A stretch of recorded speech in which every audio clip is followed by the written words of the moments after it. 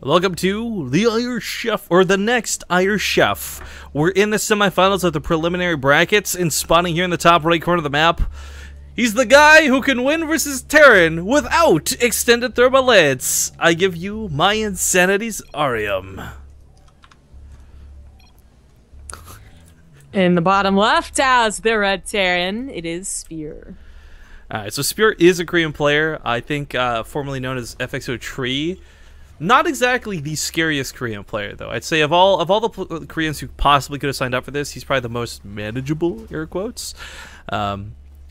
He played pretty well recently in a 2v2, but even in things like the Illegal League, we see him get knocked out fairly quick. I don't know. Spirit, he's a good player. I'm not trying to take anything away from him, but he's not exactly the most Korean.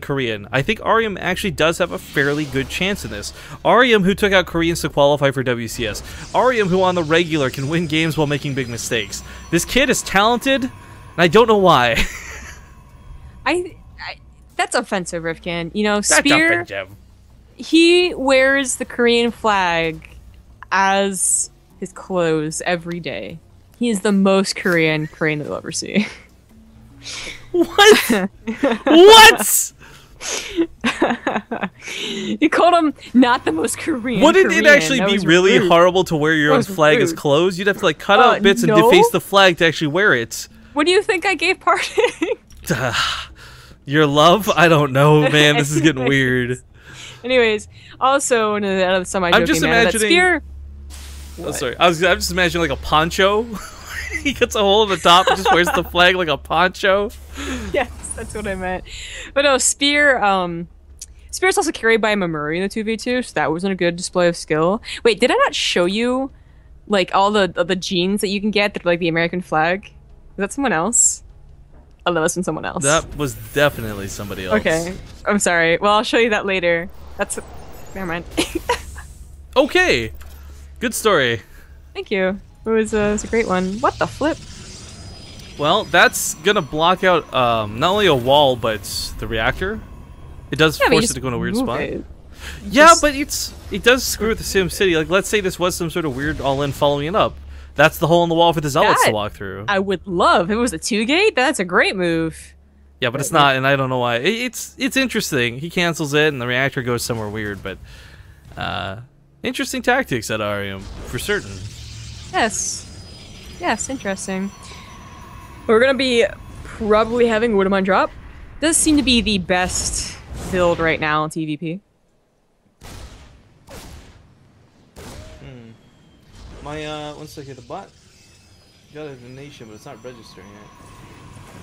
I think Twitch stuff's still broken, maybe a little bit. I know that I had to like restart Twitch alerts because I guess the password changed and it effed everything up. Okay, here we go. Karis Neri. Sorry, we're following the Reaper because I'm not at the computer. There we go. Karis Neri, $10 donation, says, didn't have time to say this before you went off the air last night. Fuck you too, Riff. Heart, share with Zombie Grub, please. What? Nice. What did I? Okay. He said, fuck the viewers. Oh, right. Oops. Well, no, I said, like, comma. Okay, look. You said fuck the viewers. Oops. Fuck, comma, the viewers. Can we stop? Just, hey. Exact quote. Look, there could be children watching. Don't you remember that poor mom who had to tweet? See, I didn't realize that you were correcting yourself in, like, the grammar aspect. I thought you tried to correct yourself for cursing and then just cursed again. So I was, like, laughing my ass off. Okay, well, I was going to go with the Oracle here. I don't know. I really feel like I wish there would have been some way that pylon block had got followed up. It not good, not bad. I mean, it was cool to see something different and screw with the building placement of Terran, but as you pointed out as well, you just lift off and put it elsewhere. I thought it was going to be a Woodamine drop. You just see a factory after barracks. It's kind of what you assume. The other option would have been, of course, Hellions, but this isn't even just Hellions plus Woodamine drop. It's Hellions plus Hellion drop. Well, it's bad. You can put a gateway down and block them out. Lilbo did this recently. It was really cool to watch. But he uses the Oracle at home to defend, still loses probes, and now that thing's shy on energy for going across the map. Yeah.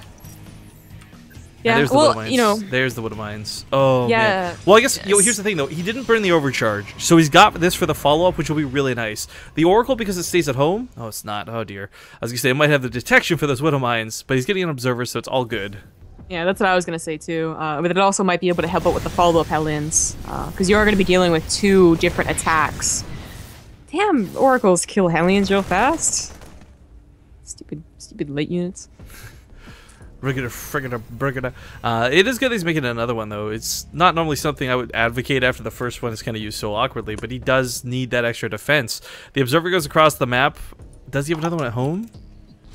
He does, but it's not in position to stop the Widow Mines. Yeah, well, he saw the drop, and I mean, it's possible those are just Hellions, it's possible those are just Marines, but I don't know. I would always...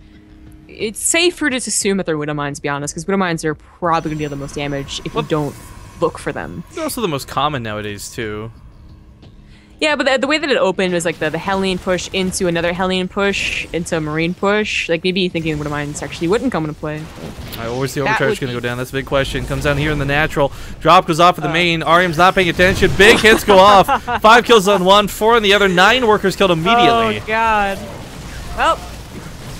You know what's so funny, too, is that Spear is also doing tons of drops in 2v2. Yeah. Not that you would ever look at that and, just be like, well, obviously he does the same thing in 1v1, but apparently he does. The trickle-back effect, I guess you could call it. Sure. The really bad band from the early 2000s. Trickleback. Ha. Ha. No, okay. I'm proud of myself. But the Widow Mine... Here, I don't know, is it really going to work again? He's busy focused on the other medevac. The Phoenix was a really cool move, too, to chase that down. Okay, he pulls back the probes immediately. Still might lose a Stalker to this, though. Will lose a Stalker to that. Overcharge in the main. Nope. Just getting some Chrono Boost combined with the Phoenix.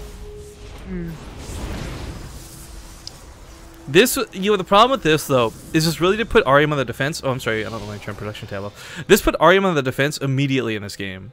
There is no breathing room right now to consider going for an attack, to take advantage of the fact that his opponent doesn't have stim, that there could have been this weird immortal sentry all in timing. I mean, all of that is basically out the window and gone.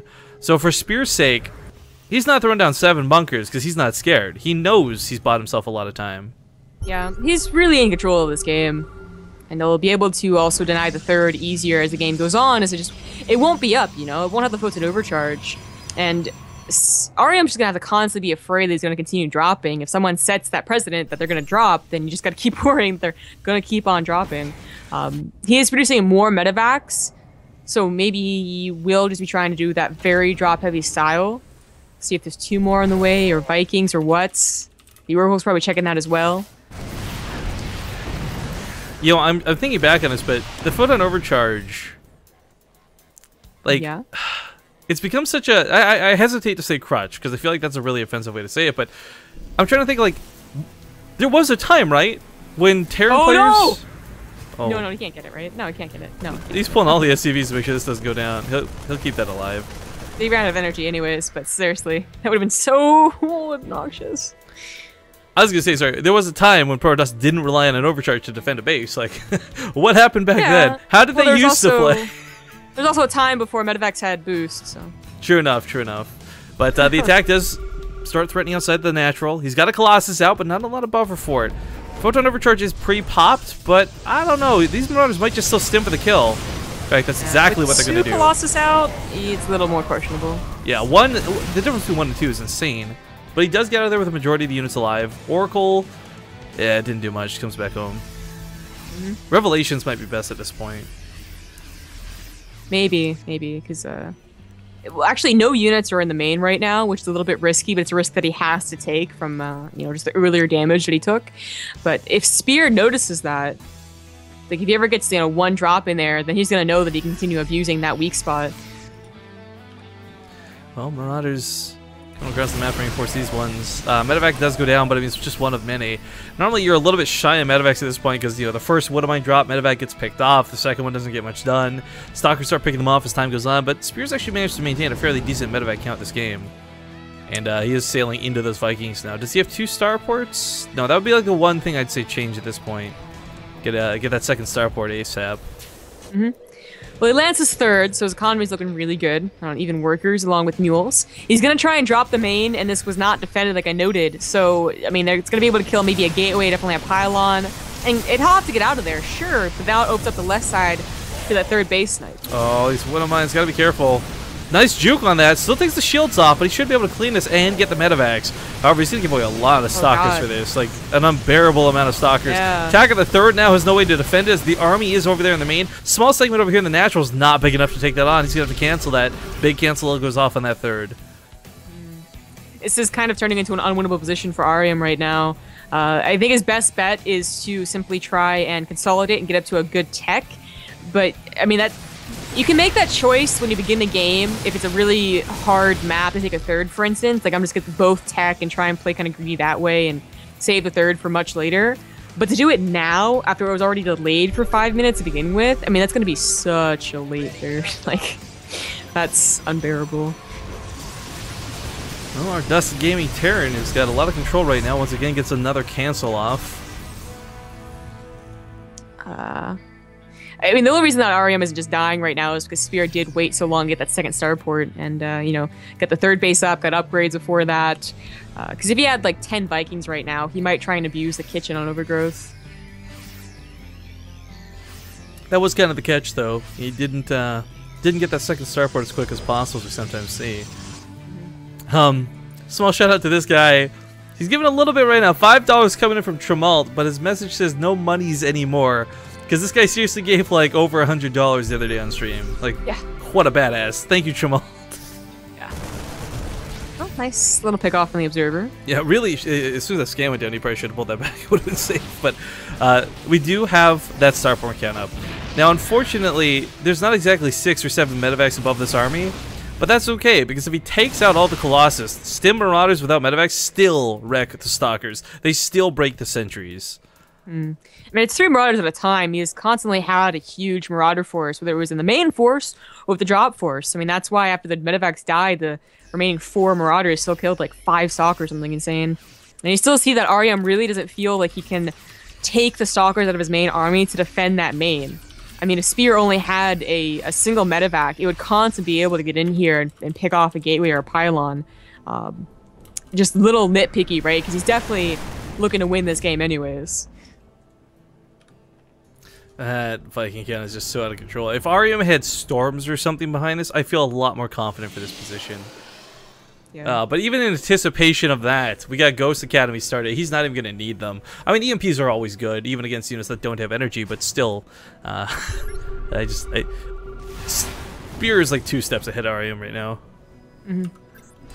Arium finally gets that third up, and it's about to be attacked.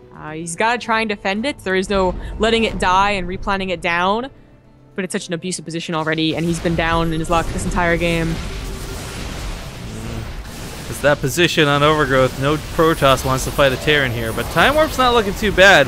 He is going to try and focus down the Vikings thanks to those force fields. He might just get them, but not before losing pretty much every single Colossus. Mothership core goes down as well. There's still Vikings to spare.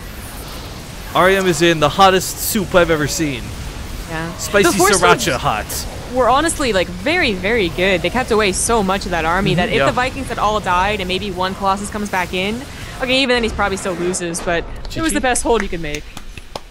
Spear will go through to the finals. Hype!